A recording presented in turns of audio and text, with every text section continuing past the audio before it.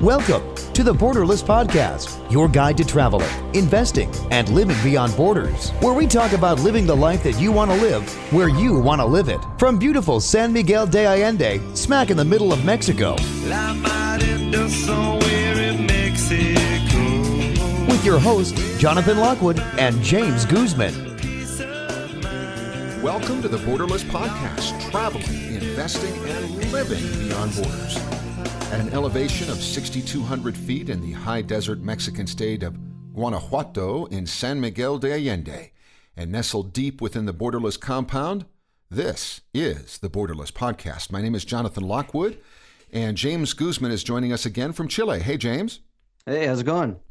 Really super well. Going to DFA, going to Mexico City this weekend for the first time. Real excited about that. Oh, man, there's the... How long are you going for? Well, we leave early Saturday morning. We get back late Tuesday. So, 3.5 days. Yeah.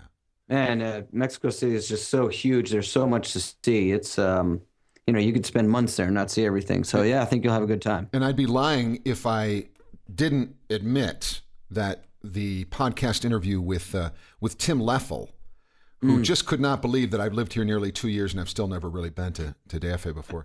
Yeah. So I had to go. So I'm actually going to a Maroon 5 concert too Monday. Hey, here you go. I've never really been a fan, but Cecilia is, so we're going.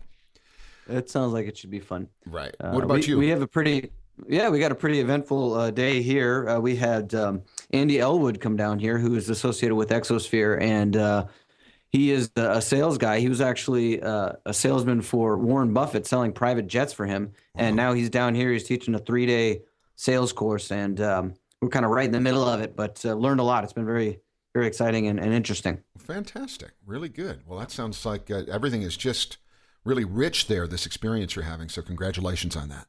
Yeah, for sure. All right. So I want you, Borderless Podcast listener, to imagine that you have come to grips with the fact that a soul-sucking job just cannot be your future any longer. So what do? You start a business, and it starts doing pretty well. Then you realize you're just stuck again, working your ass off and ultimately not living the life you'd planned on. Enter our guest today, Matt Inglot, who is the creator of FreelanceTransformation.com, where he helps fellow consultants and creative services providers to earn more and to build their consulting business around their lifestyle. Matt's expertise comes from running a web agency for 10 years, which he transformed from a traditional brick-and-mortar office and 80-hour work week to significantly less work, far greater profitability, and location independence. Welcome, Matt Inglot, to the Borderless Podcast. Thanks for having me, Jonathan, and thanks so much for the awesome intro. I had to work really hard to stay quiet and not laugh when he started talking about the soul-sucking job and how I ended up creating my own out of that. So awesome intro. I've been using the term soul-sucking job so much that I keep thinking, can I come up with a better one? There's just not a better one for me. Soul-sucking job. That really is what it seems to come down to, because this is kind of what you did, right? Hey, start a business. And then what happened? What kind of business was it that you ran, Matt? So it was my web agency, kind of the first iteration of it. And it was a traditional course where I got accidental success. I went from building websites while still in school and doing it so I could, pay rent and get beer money and all of that exciting stuff. And then next thing you know, I started getting more and more sales, and I got it in my head that I'm going to run a business. So I got an office, I got employees, I got a bigger office, I got more employees. And somewhere along the way, I realized that I was completely off course from what I hoped my business would do for me, which is create freedom in my life. Instead, I was now working probably twice the hours that a typical, corporate person works. I was actually earning less because I didn't really know how to run the business properly. And soul sucking is just such a good word, because that's pretty much what happened. My soul got sucked out. I was working 80 hours a week, and I forgot I was living for a good 3 years.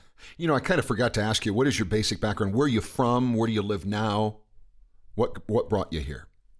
So I'm from Canada, although Poland originally, but I immigrated at a very young age. And I live in Alberta, just outside of Calgary right now, and that's somewhere that I moved only this past August. For most of my life, I've lived in Southern Ontario. So, hey to all the Canadian listeners. All right. Well, I know about Southern Ontario. I'm from Detroit originally, so I used to pop right on over there from time to time. But did you follow the traditional educational path, Matt? That's a tough question. Okay. Yes and no, because I did go to high school and then I went to university or college for Americans. And I did end up getting a business degree and a computer science degree. But I also started veering off course around the time I was maybe 17, 18 years old, because I had a friend that was doing really well selling products on eBay. And this was all in high school. And that kind of gave me the first idea that there's more to life than getting a job at Microsoft. And keep in mind, Google barely existed then. So Microsoft was the place to go. And I realized, well, wait a minute, there's alternatives. And that's what kind of sparked the idea of having a business in my head, and this idea that a business could create freedom. And so by the time I got into university, I decided that I did want to start that web agency and I did want to build it into a business. And I almost didn't finish school as a result of that. Thankfully, my university was extremely kind to me, and they made all sorts of concessions so I could finish the full-time program part-time. But looking back, I mean, I think if I had dropped out 3 years in, I wouldn't have lost out on a whole lot. Excellent point. So your business was an agency of sorts, and it was brick and mortar. It was an actual physical location. And so when you realized you were stuck, you just sort of painted yourself into this corner in this 80-hour week work week. Did you have a number of ideas? Did you immediately know what you wanted to do in creating more of a virtual business? No, definitely not. It was a period of self-discovery. The biggest barrier I had to get across is first accepting that what I'm doing isn't working and that the solution is not to just work harder. And that was the big thing I had to accept, that no matter how far I already had gone down this path, this wasn't the right path. And if I kept going down it, then nothing good was going to come of it. I'd probably get very sick and probably eventually die at a young age. So I realized, okay, I finally made peace with that. And that's when I was finally able to examine what I actually wanted out of life and how the business compared to that. And that's when I did a really deep dive into my agency. And I realized there was some things about it that actually worked very well. 20% of our clients were very profitable. And there was a few things that were different about these 20% that didn't match up with the rest of the 80. And I realized that if I got rid of all the overhead that was holding me in one place and also causing most of my stress and anxiety and work, like having the office, having a team of employees that I always had to keep fed and paid, then there was a nugget of a good business. And on paper, at least, I could theoretically make a six-figure income and work way less hours if I just made some changes to my agency. And I almost couldn't believe that, because on paper that worked, but I mean, counterintuitively, it just felt wrong. Right. How could I be this close to something awesome? Mm-hmm. And I finally said to myself, okay, well, I have to try this, and maybe it'll work, but maybe it won't. But the good news is I can't possibly keep on the path that I'm currently on. So even if it doesn't work, well, I'll figure something else out at that point. So I tried it. I got rid of the office. I eventually transitioned everything over to a contractor model. So I only have 2 employees now, and they're part-time. Everybody else is contractors. And the net result of that is that I do have my location independent, 6-figure agency, and the paper wasn't lying. Fantastic. So good news. You took your sort of traditional agency, you virtualized it. That's running with a minimum of effort on your part. But then you started a new business, right? Yeah. So after I got my agency all figured out and ran it for a few years, and I still run it. That's still my main income source, but now it's 20 to 30 hours a week of work. And being an entrepreneur, the whole idea of just hanging out in a hammock all day, drinking pina coladas doesn't actually sit that well with me. It gets boring really fast. Alcohol has a lot of calories. Right. So I started Freelance Transformation, which is a podcast, a blog, and ultimately this summer I'm coming out with some products as well to help freelancers transform their own business so that they can have a similar result. Because a lot of people that do decide to set out on their own make a lot of the same mistakes that I made. And they end up working very hard, even if they don't have an office and employees. They could just be a solo operator, but they end up working very hard and not having the freedom that they thought they'd have by striking it out on their own. And it's totally preventable. So I kind of want to give back with Freelance Transformation. I don't really know yet where exactly it'll go, but that is the next project that I'm working on. That sounds really interesting. I know you said that you kind of transferred to a contract basis. What is some concrete recommendations that you give to people in the freelance transformation in order to do what you did? Sure. So I guess that's almost two questions, because with the contract basis, the reason I switched to that was because I built a business where I had a lot of fixed expenses. So you have to pay your rent every month. The landlord expects, I think it was like $3,700. So, the landlord expected that check every month. And then the employees all expected their checks every month. And if $3,700 sounds like a lot, wait until you run payroll. Then the $3,700 for rent sounds like nothing. Right. And that money had to be paid whether we had a lot of work or whether we had very little work. So it's the same problem that car manufacturers run into, is they build a factory for a certain amount of car sales. And if they have too little sales or too many sales, then they have a problem because their factory can't meet that. So instead, I switched over to a much more flexible model where now I hire contractors, people who are also freelancers. So when I have work, they have work for me. When I don't have work for them, that's okay. They have other clients. And it is a trusted team I've built, not just, random people to work with. And as a result, it's very hard for my business to not be profitable. Yeah, that's great. And I think there's probably a lot of, the technological innovation, things that are coming on board that have allowed you to do that. What would you say are the major tools that you use or that have made it possible for you to have this type of model? Yeah, technology has been a huge factor. So I wasn't completely insane for starting an office. It feels like that sometimes when I wake up now. But if you rewind 10 years ago, we didn't have Dropbox. We didn't have much cloud anything, meaning that if you wanted to effectively share files with people and they weren't all in the same office, it was actually very difficult. There were these things called VPNs, which now we know as the thing that lets you watch Netflix, but it used to be the thing that let you actually access files from the corporate network anywhere. And so it was actually very difficult to do the whole remote thing. Now, fast forward, and we are completely virtualized. So almost everything is in the cloud, and the stuff that isn't in the cloud is in Dropbox or Google Drive. So I have people working for me from anywhere in the world, and I can have clients anywhere in the world, and we can actually communicate very well. So key tools that have made that happen, Dropbox has been a big one, and Google Apps. Google Apps is that whole Google email system that just works so well.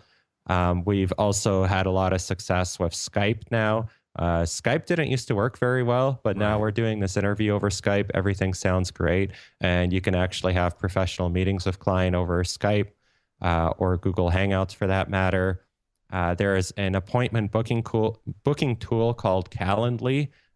So instead of you trying to figure out a time that works for a client or a contractor to have a meeting with them, you just send them a link to your calendar and they can book it. And that may sound trivial, but it actually saves a lot of time. And once you start dealing with time zones, it almost becomes essential. Like the thought of having to constantly convert time zones to set up a meeting with someone just makes me nauseous. So all of this technology is stuff that has come out over the course of the past 10 years. and made virtualization a lot easier. We also use a project management tool that's also online, so I can log in and see exactly where all of our work is at any given time. And again, 10 years ago, that was a lot harder. Ah, excellent point. Well, that was really well done. We have to look at that Calendly, huh, James? Yeah, I think so. We've been looking for something like that. Yeah, exactly. Yeah. You'll love it. Yeah. So, Matt, you were talking about the poolside lifestyle, drinking pina coladas all day. And while that is James GUzman's 7-day-a-week business plan, that is how he functions, it doesn't really appeal to you. It's not for everybody. Right. It's not. Not everybody can handle it, can they? But so what is it that you moved toward creating a job and creating a life that is location independent? Is that, among other things, that it does allow you travel? Are you a traveling guy? Does that appeal to you for some other reasons? Yeah, it appeals to me for a couple of reasons. So one is definitely travel. I do love travel. I don't really consider myself a digital nomad because that whole persona implies somebody that's living all over the world and moving every 3 months. And I have certain things that I really like that are difficult to move, like all of my woodworking tools. But I do love traveling, and I do travel a few times a year. I think there's just so much in the world to see, and it's just an enjoyable experience. But I also like just being able to consciously choose where you live. Like Jonathan, I read your bio and about how you chose to live in Mexico, and that's awesome. That's a conscious decision that you made, because I think it's very rare for you to be born in the place that's ideal for you to live. Right. So it's amazing for me that I was born in one place, raised in another place, but as an adult with my own business, I can actually choose where to live. And I think that's underappreciated. Like, you see terrible things like the city of Flint with their water issues. That's a whole ton of people that can't just get up and leave. Whereas if you have a business like the one I have, and I find out tomorrow that the place I live has bad water, I am fortunate enough that I can just pack my bags and leave and just get out of this situation altogether. I think that's such an important point. I actually lived in Flint longer than I lived in Flint 18 years. So I've been reading a lot about that whole experience over there. But, being able to move, yeah, that's an excellent point. Most people have been very supportive of my decision to move to Mexico, friends. But every now and then you get somebody who gets a little attitude, like, oh, so you think Mexico's better than the U.S., huh? Well, I guess we'll see. You get that kind of attitude. It's unusual. I didn't move to Mexico because I think Mexico is some bastion of liberty and freedom or something. I just decided that there was a more free life available to me here now. But I'm certainly also aware things could change. And like you say, the ability to move is extremely important. Like you have your woodworking tools. I have my recording studio, and even though I do have a mobile studio, still acoustic conditions are not so great in like typical Latin American hotels. So I like to travel, and I would travel more if somebody would finally come up with the digital technology for me not to have to worry about room echo and stuff like that. I'm sure we're close to it. Anyway, so how is Freelance Transformation going? How long has it been up and running? How's it going at this point? So it was officially launched this past April, so April 2015. So it's been less than a year, and it's just been exploding. The podcast is now on episode 50, which just blows my mind. But I guess that's the power of just releasing every week and never missing a week. And the email list has been growing. And probably the most important thing is just the sheer amount of reader and listener emails that I've been getting, people telling me what they're struggling with and being able to have tons of one-on-one chats about why is it that, this is a problem, how can we solve it, and so on. So I feel like there's just been a lot of good that's already come out of it. And I feel like it's just starting. I think I've tapped into something, and my hope is just to keep going big with it. This past year, I went to 4 different conferences, whereas normally I go to none. So doing things like that, I think, has definitely accelerated things and allowed me to meet a lot of different people all over the place. And it's just been, it's made life a lot more exciting recently.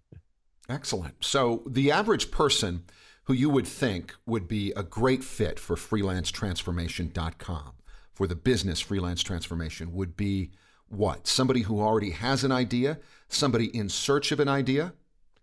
It's somebody that wants freedom and has some skill set that they want to sell to people. So, we're talking freelancing here, whether that's you as a solo operator or you with a small team. But either way, you have services that you want to sell to clients and you want to be able to work on your craft. Like if you're a developer, you want to be able to develop. If you're a marketer, you want to be able to market, and you want to find awesome clients to do that for and to build your life in a way that your business creates freedom for you instead of chaining you down.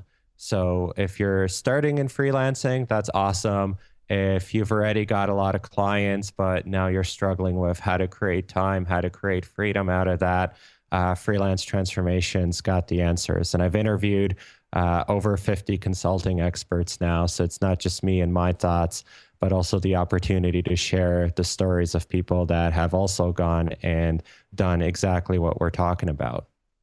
Yeah, that's great. And, I saw that you had a post of, trying to help people that are thinking about doing this. And so I wanted to ask you about that.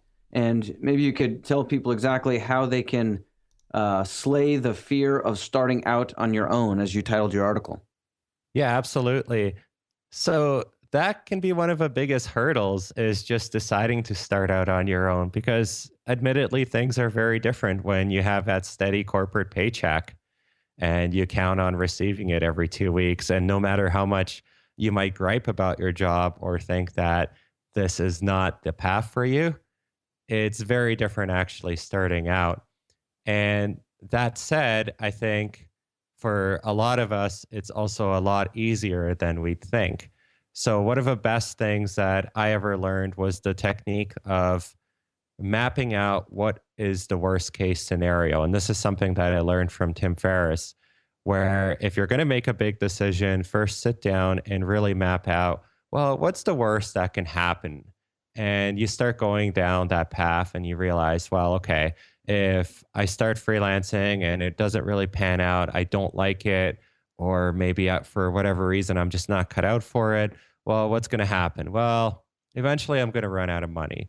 And if that happens, I am probably going to have to live on beans for a while, but I'm going to be able to get another job.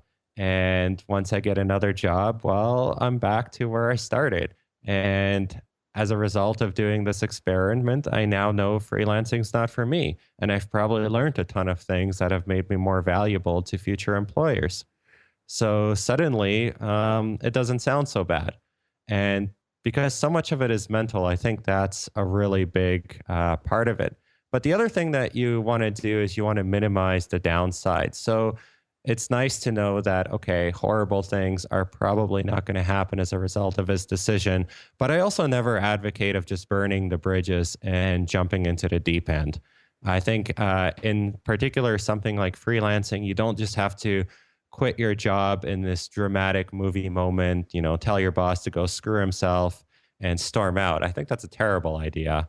What you can do instead is you can just start by finding one client on the side while you're still working for full time, and see for yourself that that's something that you're capable of doing. And that's something that you want to do. And sure, you'll work a little harder for a little bit, but you can very quickly start building up more clients. And at some point realize, hey, you don't need that job. Like that's kind of what happened with my business. I mean, in my case, it was a little bit different because I was a student, but same thing. I needed an income.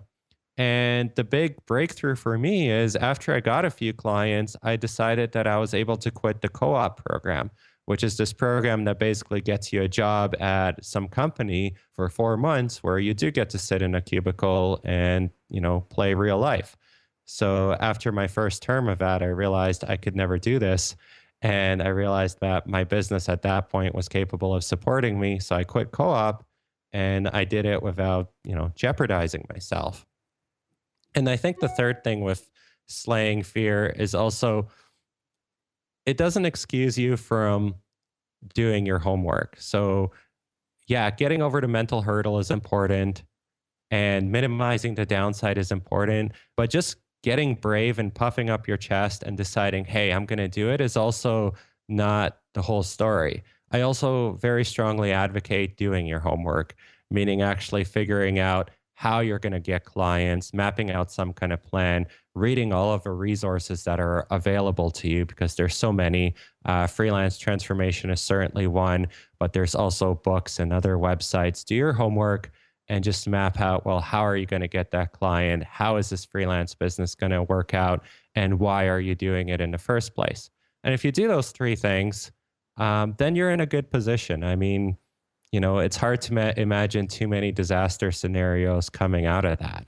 So, you mentioned some of the resources that are out there. I see that you have some books on your website.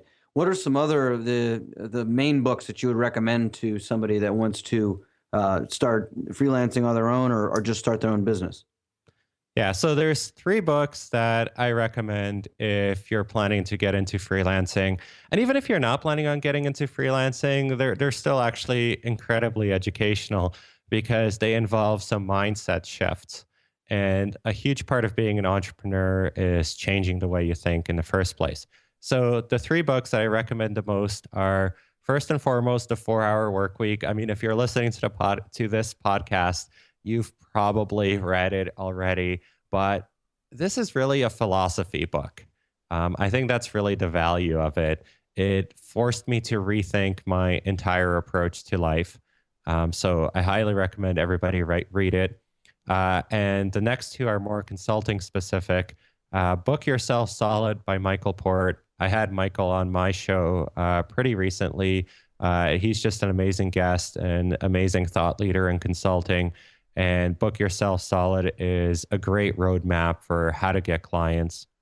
And then the third is $1 Million Consulting by Alan Weiss. Alan's kind of a godfather of consulting and consulting the right way. He explains his whole value-based pricing approach and all of the changes that you have to make in your thinking in order to be able to earn a lot more from consulting, which is kind of key. Because freelancing doesn't have to be a $20 an hour thing.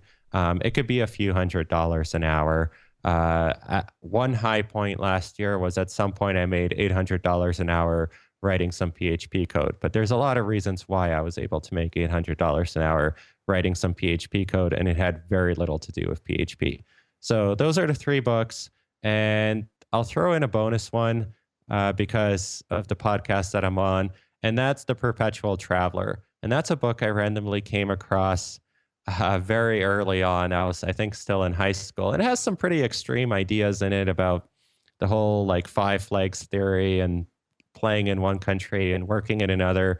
Make of that what you will, but it's the first book that really introduced me to the idea that you can pick your location rather than being born into it, which ties in very strongly to what we've been talking about. Very interesting. Well, yeah, that's obviously what we're all about here at the Borderless podcast. Matt, we want to come back in just a minute and talk to you about this idea of, freelancing. Is this just creating another job for yourself? Get your take on that. But right now, we need to give just a little attention to our sponsor. Today's Borderless podcast is sponsored by the Condescending Group, and I'm afraid our condescending pals have more bad news. As you know, none of them have much, if any, experience in generating income in the real world, so they held a wine and cheese Google Hangout to brainstorm on funding ideas. They tossed around a ton of beautifully ridiculous ideas, like harmonic convergence manifestation, benevolent street prostitution, and guilt begging, which involves glaring at people and accusing them of being privileged until they finally empty their wallets for you. But everything came to a grinding halt when someone found they'd received an email from Minister Washira Wajawaka Sambu, who apparently is in possession of millions of dollars and only needed a reliable U.S. citizen to help them transfer it to a U.S. bank. The minister was offering them $1.5 million U.S. in exchange for their bank account information, and while one condescending member did express caution, another noted that the minister addressed them as dear and felt he must be a good guy.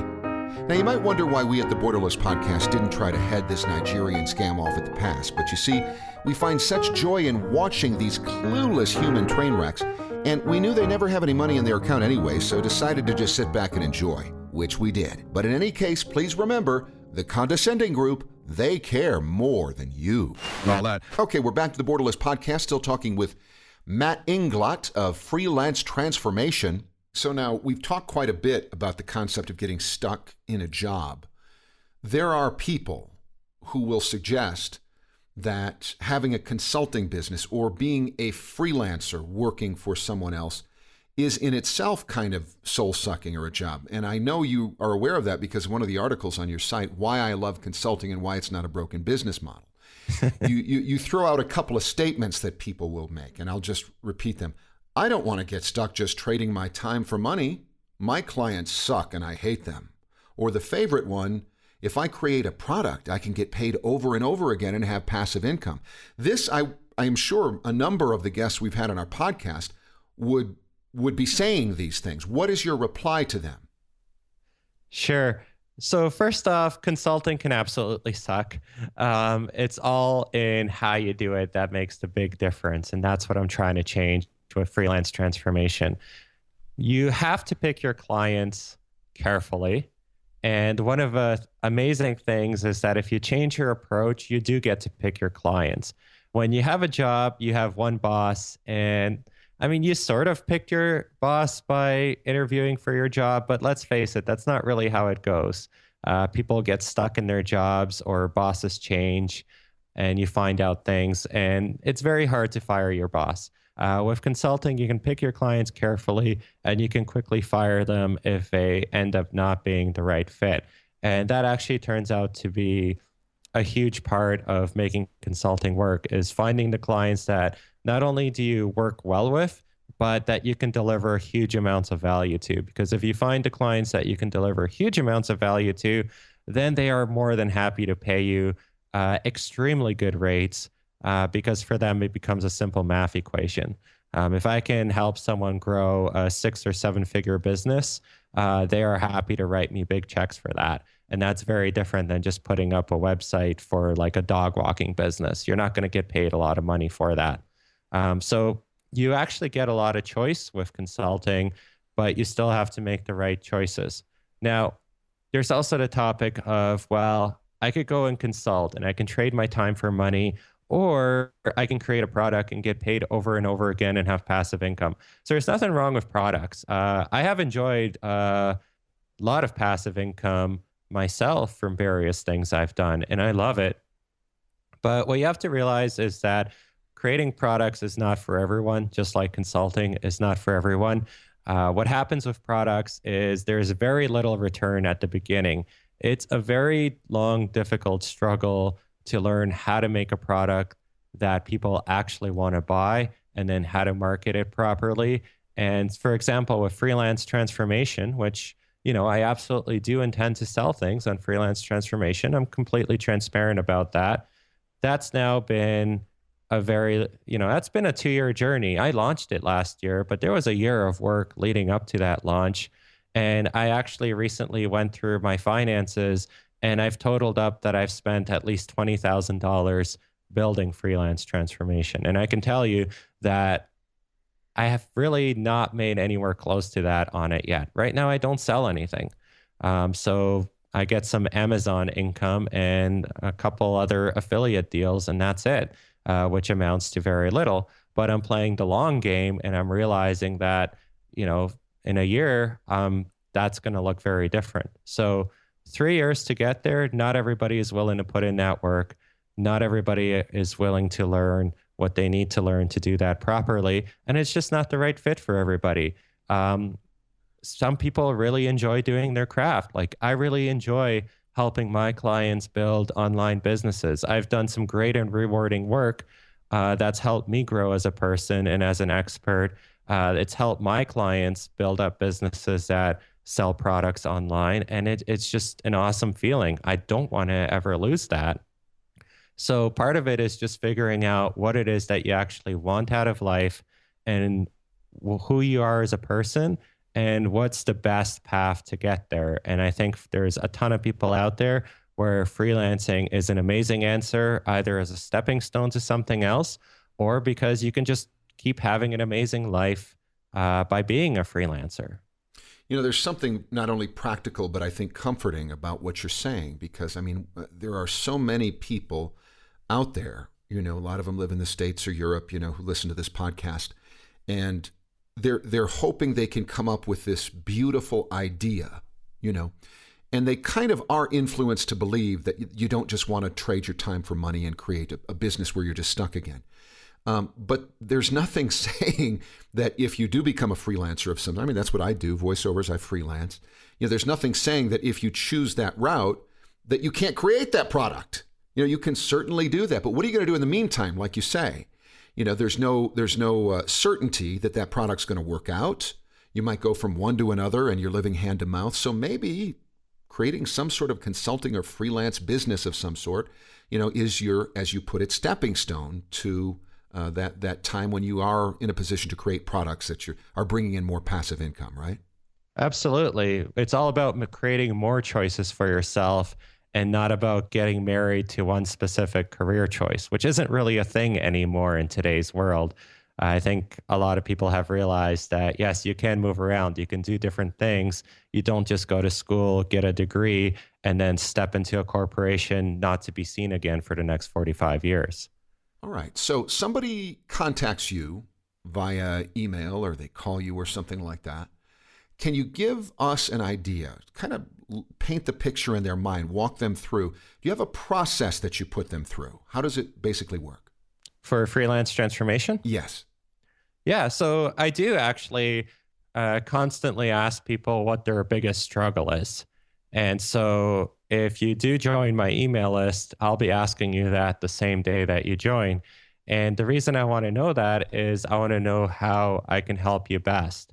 And I'll usually push back a few times because when I ask people what their biggest struggle is, it's usually a very superficial response at first. My biggest struggle is finding clients. So I might push back and say, well, what have you found to be difficult about finding new clients? And after, 2 or 3 emails back and forth, suddenly the real story comes out, that maybe they haven't actually done anything to find clients, or they're going about it in a really inefficient way, or they just don't have a process. And that's really something that you can apply to anything, not just people struggling freelancing. Just keep asking why. Why is this happening until you get to the root problem? Like in my web agency, that's where a lot of my money has come from as well, is when I work with a client, I don't focus on the fact that they want a website that's pretty and mobile friendly. Those are just table stakes. I focus in on what's important to their business. What are their business goals? What are they trying to achieve by building that website? And once I understand what they're actually trying to achieve, because no one builds a website for fun, especially not when they're paying big bucks to do it. There's a goal they're trying to reach. Then suddenly I can have a very different conversation with that client, and I can guide them on what it is that we need to be able to do to reach those goals. And it's the same thing with my web agency. It's the same thing with Freelance Transformation. I do have some coaching students now, and a lot of it, when you really start digging deep, is really changing just the outlook and approach on your freelancing business and putting together the proper processes and mindset to get the right clients rather than just accepting any work that happens to come in. Yeah, as far as consulting and some of the other things that you do, you mentioned coaching. I think that the key to that a lot of people have trouble with is building authority in the first place. Do you have any advice to people that would like to build authority in a certain niche or area?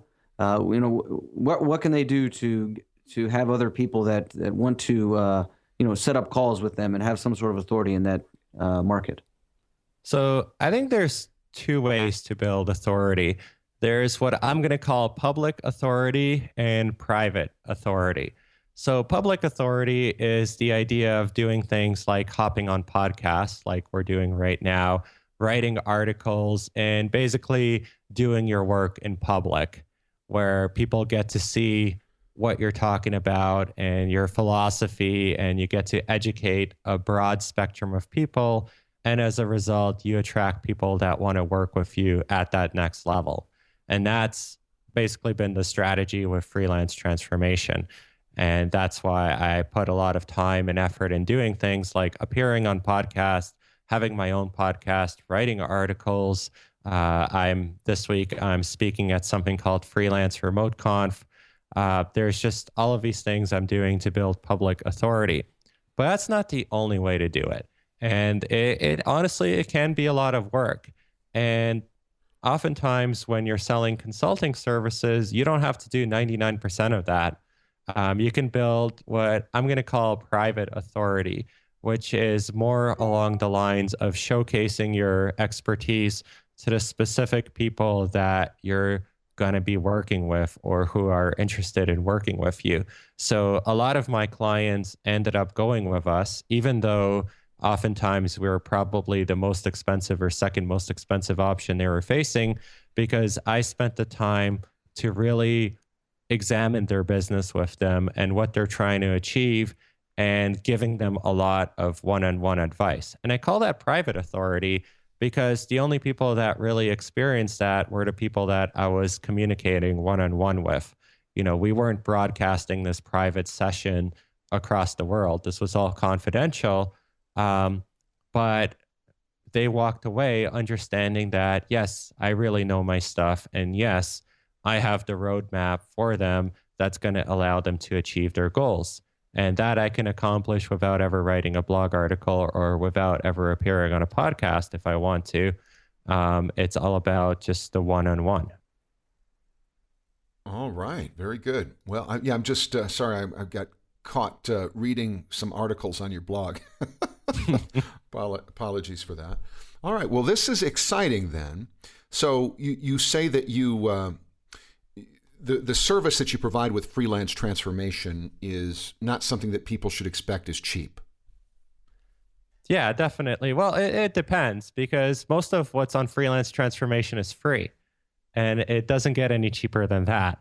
My web agency, Tilted Pixel, is a different story. You're going to be spending a minimum of $20,000 to work with us. But Freelance Transformation, most of the materials are free.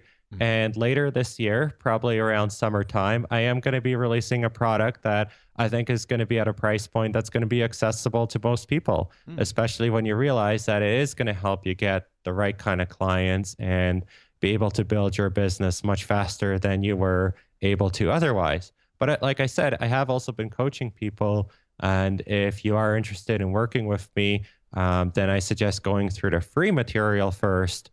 And then if it sounds like it's the right fit, then we can talk pricing and so on and figure out a one-on-one coaching roadmap that makes sense for you. Let me ask you about, you wrote an article called How to Travel Stress-Free While Freelancing. Is that you leaning up against that mossy wall? Yes, I That's am. you? Yes, I am. Here's the thing. I think I've seen 3 or 4 pictures of you in the various materials. You look completely different in all of them. By the way, are you 16 or what? Okay, so I'm 31 and I still totally get ID'd at the liquor store. Oh my gosh, yeah. So yeah, there is a little bit of, I guess, deception happening here in that when I get my photos taken professionally, I get a haircut and I shave. Right. Whereas if in that photo that was a month into travel, then there was no haircut and there was no professional clothes. I still shaved that day, which is a miracle because I'm not shaving right now. For your next photo shoot, consider sheep cell injections. Amazing. Sorry, sheep cell injections? I'm just kidding. Celebrities were doing it a while back. Oh, so okay. the reason I wanted to talk to you about this article on travel, you don't maybe like to travel as much as a digital nomad, but you enjoy travel. Have you been anywhere really cool in the last year or so? Yeah, definitely. So last year was the year that I got married. Oh, congratulations. Thank you. So we did that in Canmore, Alberta, which is a little mountain town just outside of Banff. And we basically made the wedding and honeymoon at the same place because, hey, you're in the mountains. It's awesome. So we got to go ice climbing a couple times. We got to ski in the mountains. Now I can go skiing in the mountains pretty much whenever. But at that point, we hadn't moved yet. So skiing was a huge attraction.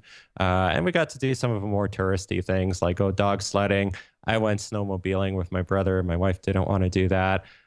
So that was a lot of fun. The mountains are, I think, one of my favorite places in the world to be. All right. Magnificent. What about in the next year or so? In the next year, this far ahead, I don't know yet. Part of it will be where conferences take me. It's very possible that I'll end up visiting Europe this year. I am going to Vegas in April. That's also a lot of fun. And that's just for a conference. But yeah, I mean, it's only February, so I don't have my travel plans yet. Now, as far as conferences go, I mean, it sounds like you believe in going to conferences. It is definitely a great way to network. What are some of the best conferences that you found for, the things that you do, freelancing things, and also just, in entrepreneurship in general? Are there any specific conferences that you think are phenomenal and that are must go to? I don't know about must go to because that's very specific to the goals that you're trying to achieve. So I can't say this conference is one that all entrepreneurs have to go to. But the one that had the biggest impact was a little conference called MicroConf. It's only like 200-ish people. It sells out very quickly.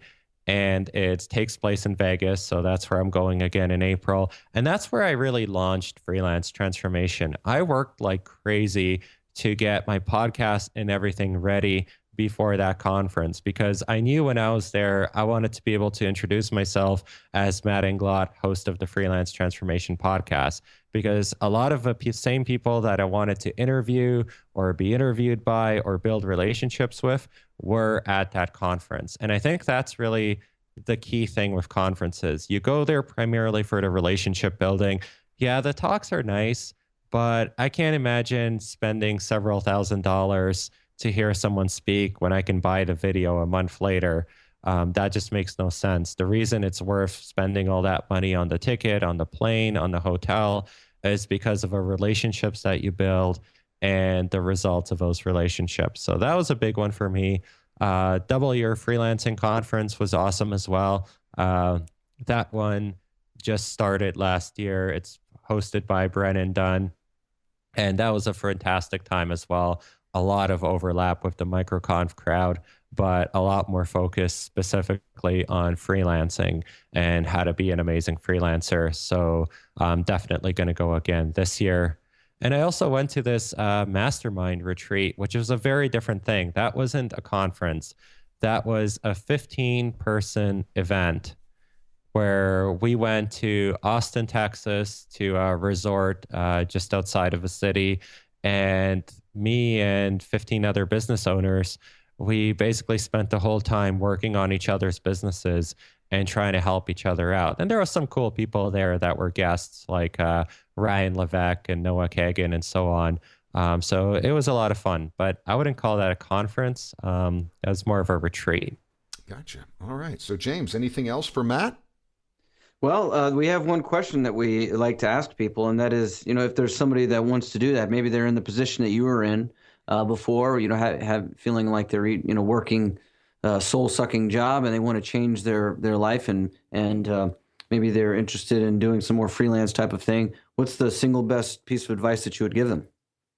So that's a little self-serving, but definitely start with visiting Freelance Transformation because you're the exact person that I've built all of this material for. But going beyond that, I think the most important thing is to identify what it is that you have to offer. So generally, if you're thinking about freelancing, you probably have something that you're good at. Like you're a programmer, you're a designer, you're a photographer, or so on. But also identify who has a lot to gain from working with you, because that's been the single biggest transformation for me is instead of taking on anyone that told me that they needed a website, I ended up zeroing in on clients that had a lot to gain from having a website. Clients that, it represented hundreds of thousands of dollars in income for them to have this new website built, because that completely changed the price points that I could charge. It made the work a heck of a lot exciting. You can only build so many $5,000 websites before, frankly, it just gets boring. This is much more challenging. And it also meant that I didn't have to pursue a lot of clients, because all of these clients would keep needing to work with me because I kept being able to do more and more great things for them. Versus if you pick the wrong clients, not only are you not going to be able to earn nearly as much because you're not delivering nearly as much value, but you're also going to have to constantly find new clients, because they're going to be the same kind of clients that work with you once and then head off into the sunset, never to be seen again. By the way, Matt, we talked earlier before the podcast. You said that you could have some material that's specially made for the Borderless podcast listeners. Could you tell us a little bit about that?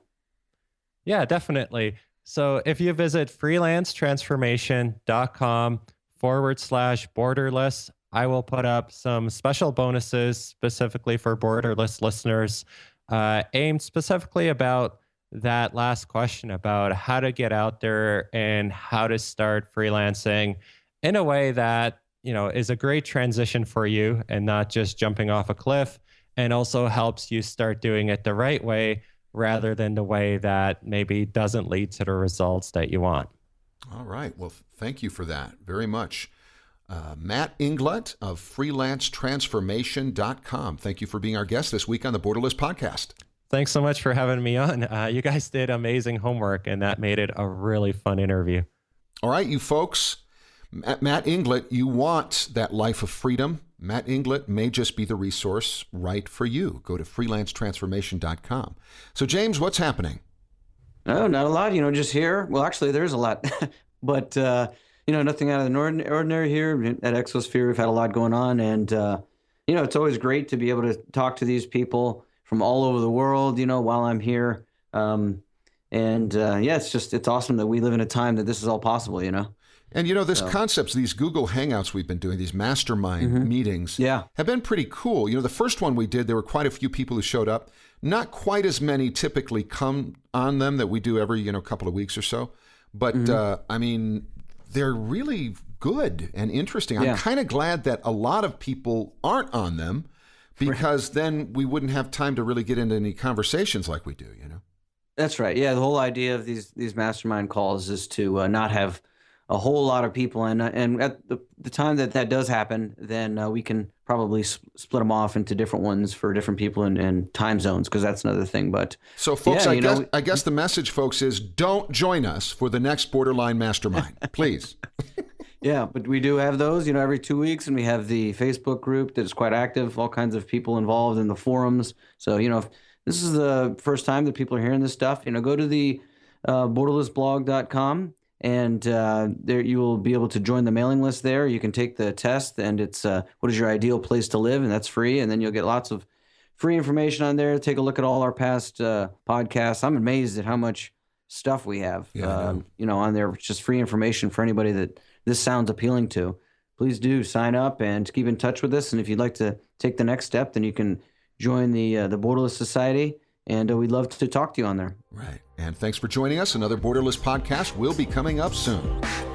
Thanks for joining us for the Borderless podcast, traveling, investing, and living beyond borders.